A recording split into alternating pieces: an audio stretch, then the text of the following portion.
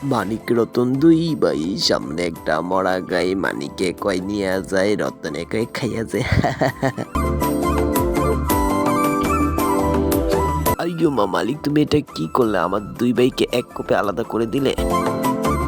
আরে মালিক, তুমি আমাদেরকে এভাবে চাকু দিয়ে কাটতেছো কেন? আমাদের শরীরে ব্যথা লাগে তো।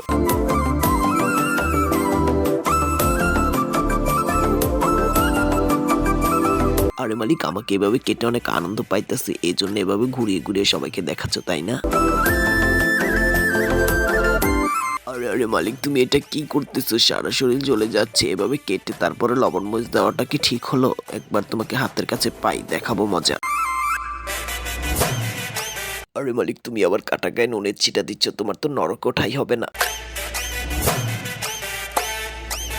এই বেশি দেখাস না, বিয়ে দিয়ে দেবো, কেন্দে মরে যাবে। না তাকে লাইক কমেন্ট শেয়ার আর আমার চ্যানেলটি সাবস্ক্রাইব করে আসছে বন্ধুরা।